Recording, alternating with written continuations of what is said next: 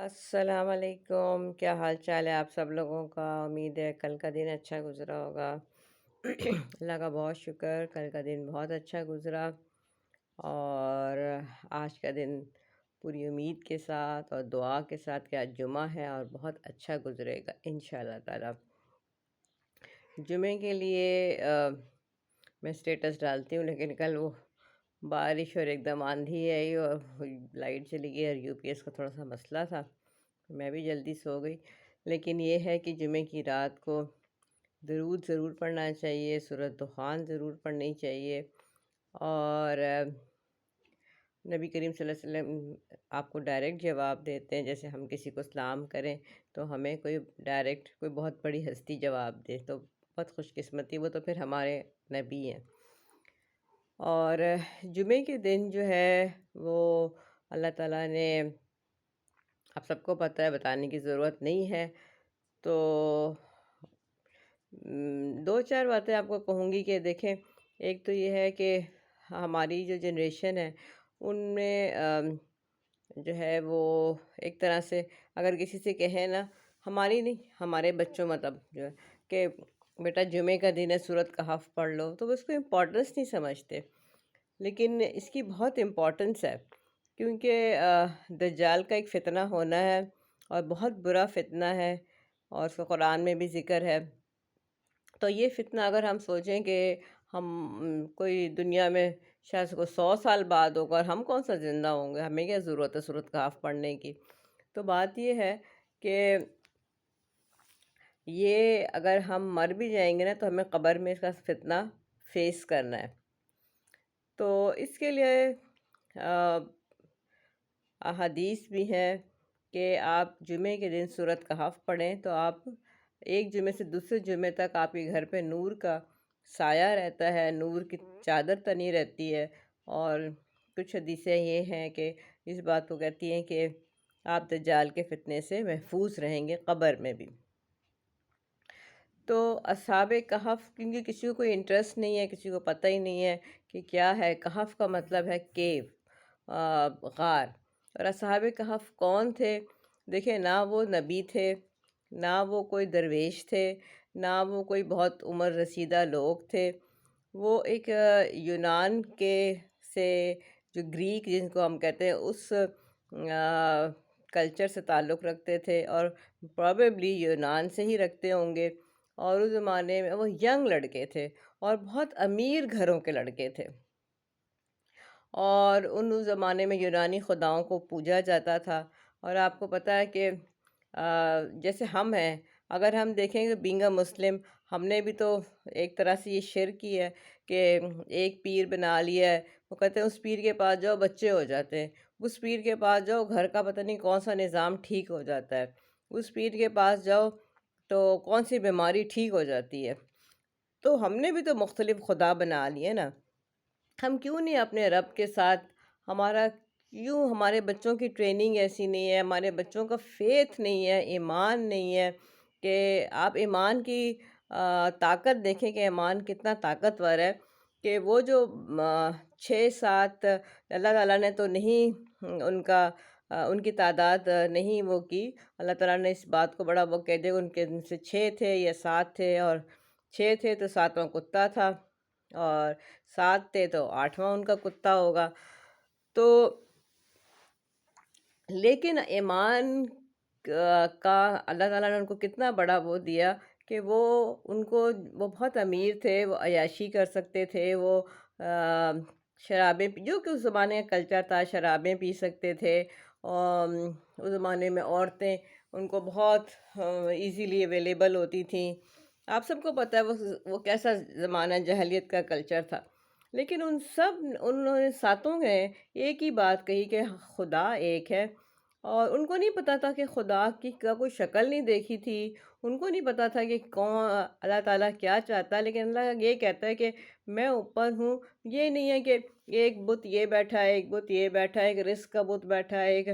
صحت کا بت بیٹھا ہے، اور اس کے آگے آپ نے جھکنا ہے۔ تو یہ بہت بڑی عجیب سی بات ہوتی ہے کہ ابھی بھی اگر آپ یہ کہیں کہ میرا ہی کوئی کام کرے گا، آپ اس بندے کو جھک کے اس کے گوڈوں پہ ہاتھ رکھ کے ملے، تو میرا تو خیال ہے کہ یہ بھی شرک میں آتا ہے، کیونکہ آپ خدا سے کیوں نہیں مانگتے؟ ٹھیک ہے؟ تو یہ وہ 7 لوگ تھے جو کہ ینگ تھے، ینگ، انرجیٹک، اور وہ سب کچھ کر سکتے تھے، لیکن انہوں نے، کیونکہ آپ کو پتہ ہے جو جوان آدمی ہوتا ہے نا، وہ بہت کم، اس کو اپنے زور پہ بہت ناز ہوتا ہے، اپنی دولت پہ بہت ناز ہوتا ہے، اس نے عقل مندوں والی تدبر والی باتیں نہیں سوچتے،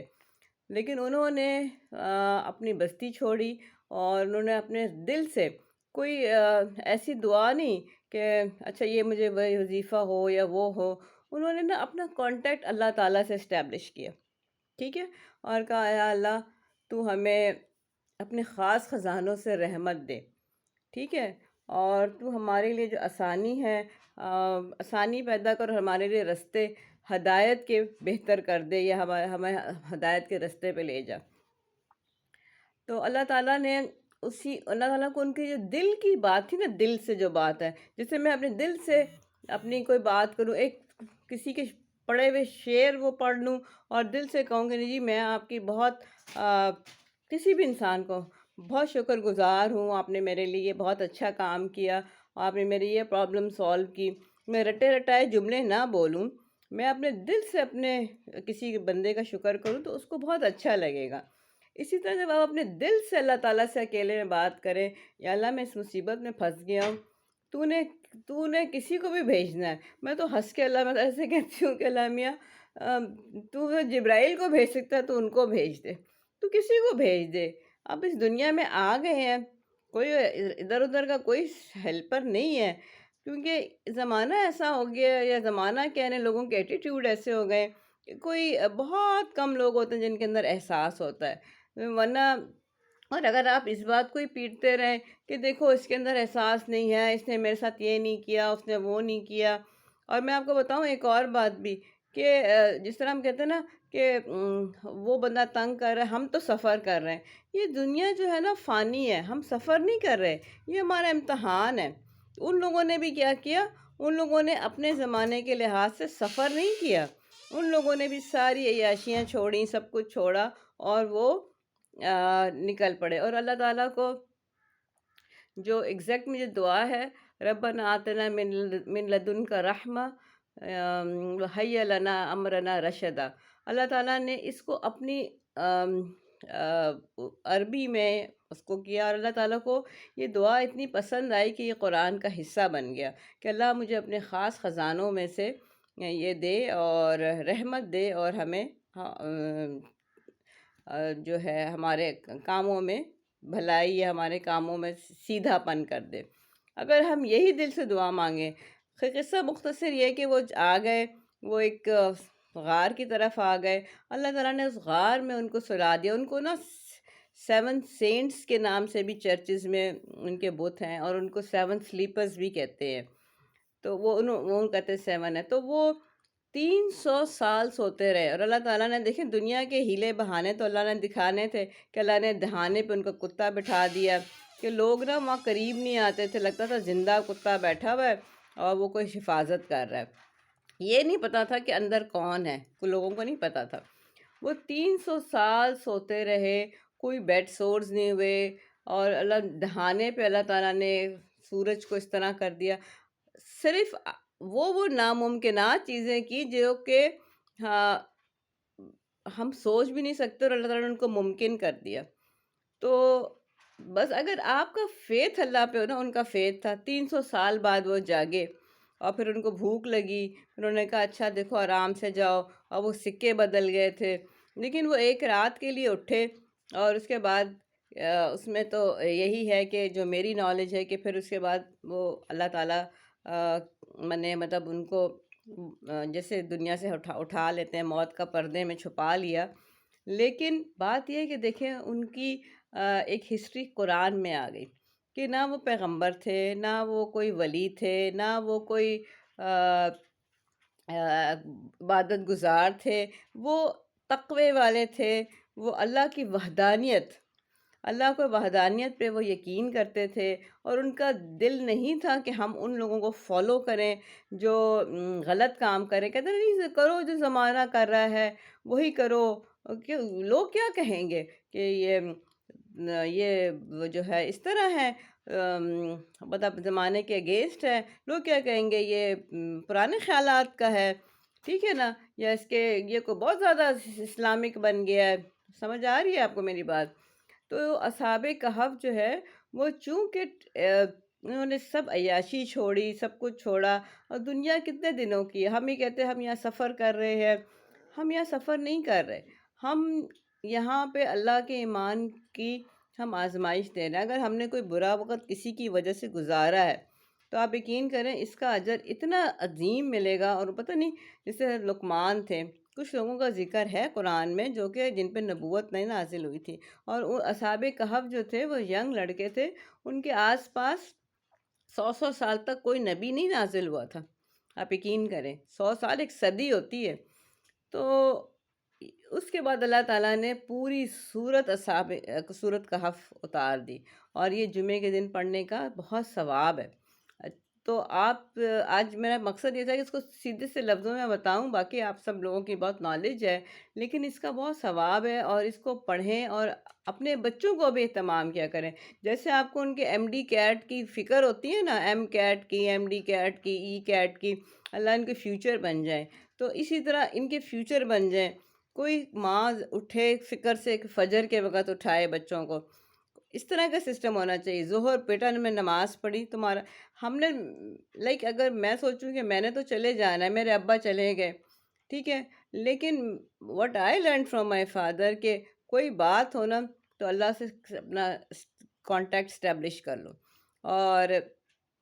اللہ سے میں نے اپنے ابا کو دیکھا، وہ تہجد گزار تھے. Even he was a professor of obstetrics and گائنی. میں نے اپنے ہوش میں نہیں دیکھا کہ ان کی تہجد قضا ہوئی ہو. قضا کہنا ہے تہجد، حالانکہ فرض نماز نہیں ہے، تہجد ان کی چھٹی ہو، اور تہجد کے بعد وہ فجر پڑھتے تھے. تو وہ he was very very satisfied from his life. اور اگر ان کو کچھ ہوتا بھی تھا نا، برا لگتا تھا، تو وہ چپ کر جاتے تھے، واویلا نہیں مچاتے تھے. جو کہ پتہ نہیں اچھی بات ہے یا بری بات ہے، لیکن میں سمجھتی ہوں واویلا مچانے سے بہتر ہے.